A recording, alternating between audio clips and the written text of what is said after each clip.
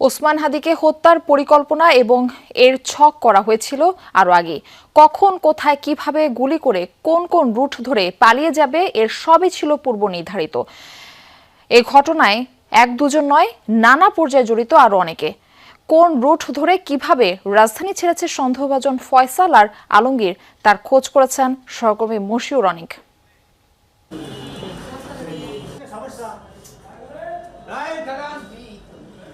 12 December 2025 শুক্রবার জুমার নামাজের পর অটোরিকশায় করে যখন ওসমান হাদি রাজধানীর বিজয়নগরের বক্স কালভার্ট রোডে বাইতুস-সালা জামে মসজিদের সামনে পৌঁছান, ঠিক তখনই সেখানে পৌঁছায় আগে থেকে ফলো করতে থাকা মোটরসাইকেলের দুই আততায়ী।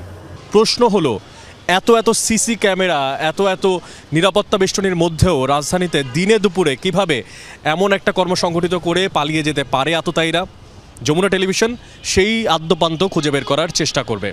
আমরা একটু দেখতে চাই ম্যাপের এই জায়গাটাতে, যেই মুহূর্তে আমরা দাঁড়িয়ে আছি, এই জায়গাটা দিয়ে চলে যাওয়া যাচ্ছে সোজা পল্টন দিয়ে বিজয়নগর এলাকায়, এবং অনেকগুলো গলিগলা থাকার কারণেই সেখান দিয়ে হারিয়ে ফেলাও খুব সহজ আততায়ীদেরকে। যদি সিসিটিভি পর্যালোচনা করা যায় তাহলে খুঁজে বের করা সম্ভব হতে পারে শেষ অবস্থান কোথায় ছিল আততায়ীদের।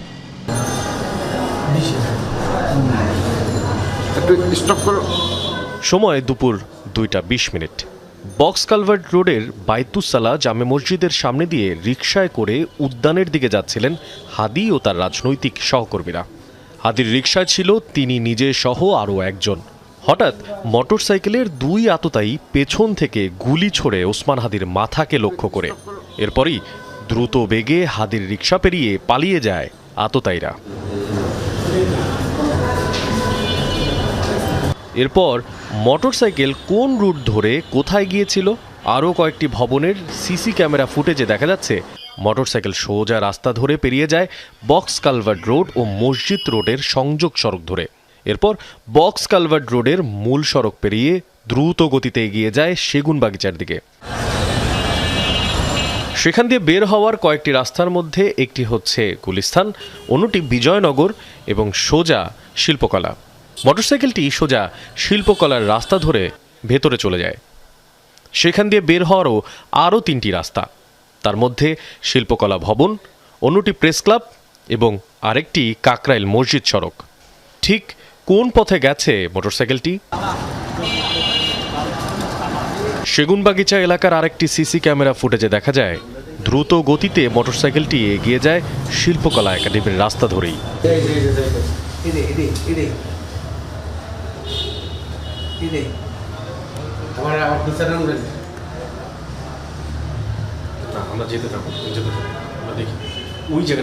যেভাবে দেখছি এইভাবে সেম ডে।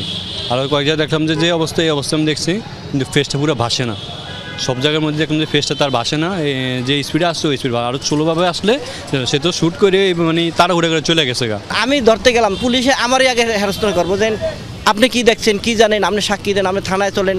এই কারণে, বিশেষ করে এই কারণেই মনে করেন মূলত কেউ আগায় না। শুক্রবারের দুপুর রাস্তায় যানবাহনের সংখ্যা একেবারেই কম। শাহবাগ হয়ে এক রাস্তা ধরেই মোটরসাইকেলটি যায় মিরপুরে। তারপর মিরপুরের পর আর ব্যবহার হয়নি মোটরসাইকেলটি। নাম্বার ধরে এর মালিককে গ্রেফতার করে পুলিশ। সে এখন 3 দিনের রিমান্ডে।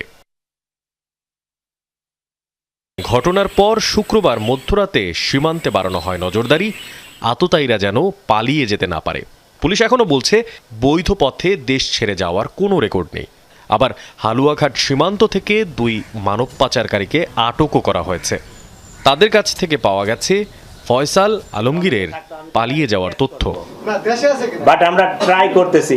তাদের বয়ান অনুযায়ী হালুয়াঘাট সীমান্ত দিয়ে শুক্রবার রাতেই পালিয়েছে ফয়সাল, আলমগীর, যে কাজে সহায়তা করেছে আটক দুজনই।